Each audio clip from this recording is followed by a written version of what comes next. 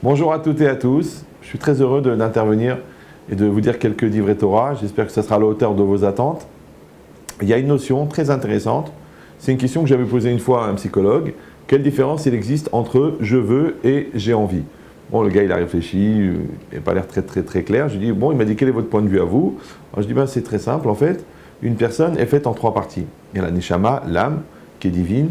Il y a le nefesh, le psychique, le je, le moi, on l'appelle comme on veut, le lev dans le langage des chachamim, et le corps. Le corps, lui, ben, il est fini, parce qu'il a été créé, tout ce qui a été créé a un début, tout ce qui a un début a une fin.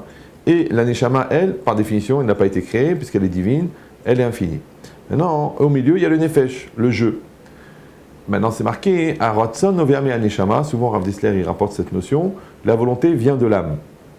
Maintenant, si on dit que la volonté vient de l'âme, ça veut dire qu'elle est de la même nature que l'âme, donc elle est infinie. Par contre, le corps, lui, il produit l'envie. Et l'envie, elle est comme le corps, donc elle est finie. Donc quand quelqu'un dit « je veux », en fin de compte, qu'est-ce qu'il fait? Il va s'approprier l'énergie de l'âme. Alors là, il y a une petite nuance qu'il faut faire qui est très importante, c'est que quand on dit « Aratson Novea Me Aneshama », la volonté vient de la Neshama, ça ne veut pas dire que la volonté, elle est dictée par la Neshama, parce que sinon, puisque la Neshama est divine, donc ça veut dire que Dieu c'est un émetteur, la Neshama c'est un récepteur, et nous, on est les accomplisseurs de la volonté de la Neshama, donc on est des robots. Donc c'est pas ça que ça veut dire. La traduction de Aratson Novea Me Aneshama, la volonté vient de l'âme, ça veut dire que l'énergie de l'âme est divine. L'énergie qui sort de l'âme est divine. Mais l'orientation de l'âme, c'est-à-dire l'orientation de cette énergie, que je vais l'emmener vers le bien ou vers le mal, vers le vrai, vers le faux, vers l'intellectuel ou vers le grossier ou vers le matériel, en vérité, ça va être entre mes mains. Ça veut dire que l'énergie divine, l'énergie qui sort de l'âme est divine, mais l'orientation de cette énergie, elle est humaine. Donc ça devient un paradoxe, c'est que le je, il est humain, mais le vœu, il est divin. Ça veut dire qu'à l'intérieur de moi-même, j'ai une énergie extrêmement puissante, qu'on appelle en éthique médicale la vie, et qui crée la clairvoyance, qui crée le choix, qui crée tout ce qui existe. Mais en vérité, cette énergie-là, elle vient de l'âme. Maintenant, quand elle sort de l'âme, elle rentre dans le psychique, et qu'elle est prise en charge par l'homme, elle s'appelle le ratson. Pour ça, toujours, Avolbeu dit ratson, milachon ratz, ça veut dire que ce qui permet de courir, c'est le ratson. Il dit maintenant, cette énergie, quand elle sort de l'âme, elle rentre dans le psychique, on l'appelle le ratson. Cette énergie, quand elle rentre dans le corps, on l'appelle la motivation. Quand elle rentre dans le vécu, on l'appelle la détermination. Maintenant, ça s'appelle Bederer Sherot Seleler Molichinoto. Dans le chemin dans lequel tu veux aller, on te fait aller. Et cette logique-là, c'est quoi? C'est que l'homme a juste à exprimer le ratson, et ensuite, le ratson, c'est lui qui va véhiculer vers. Maintenant, en fait, c'est un Rashi dans Brachot, quand l'Akbar dit là-bas, Kol bidei shamaim chutz mirat shamaim, tout est entre les mains du ciel, sauf la crainte du ciel. Rashi, il explique, Shnei drachim nifnei ben adam, il y a deux chemins devant l'homme, le chemin de bien, le chemin de l'homme, et la seule chose qui reste à l'homme, c'est le ratson.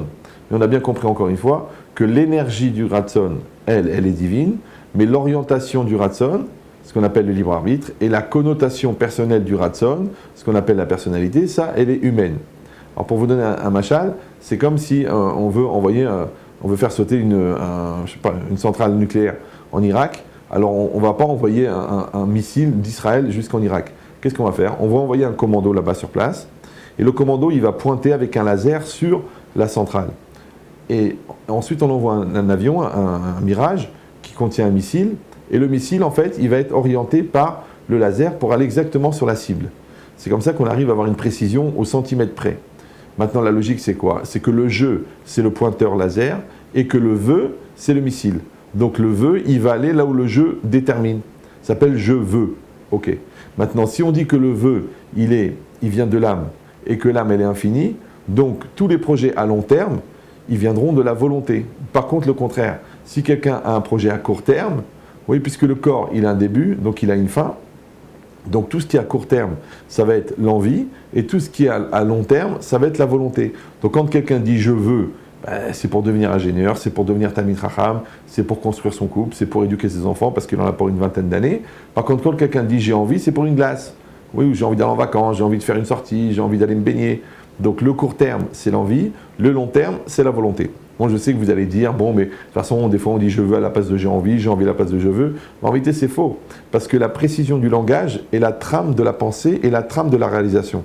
C'est pour ça que les gens qui sont clairs dans leur tête, en général, ils sont clairs dans leur vie. Donc quand quelqu'un dit je veux, il va l'utiliser pour le long terme. Quand il va dire j'ai envie, il va dire c'est du court terme. Alors moi, je dis toujours aux célibataires, si un garçon te dit je veux t'épouser, c'est qu'il a un projet à long terme de créer avec toi un couple. S'il dit j'ai envie de t'épouser, c'est qu'il a faim.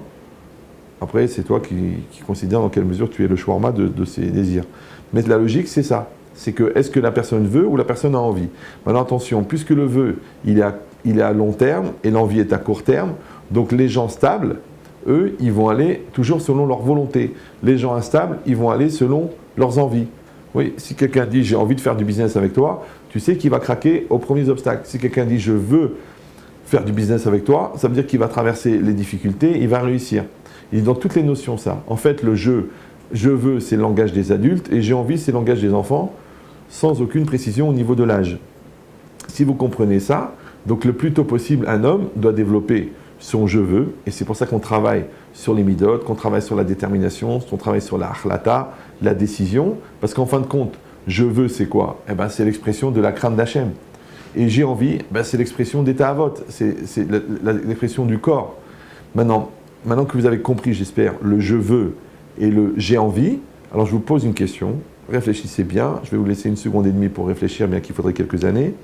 Le je dois m'investir, je dois respecter ma femme, je dois payer mes dettes, je dois assumer la Torah, je dois être un serviteur d'Hachem. Le je dois, c'est la continuité du je veux ou de j'ai envie.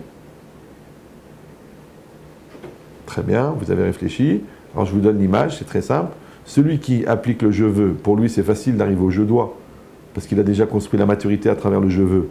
Donc le je dois, il suit naturellement. Mais celui qui est dans le je envie, quand il arrive au je dois, le je dois c'est une torture, parce que lui toute sa vie, il a justement tout fait pour éviter les obligations, puisque lui il fait que ce qu'il a envie.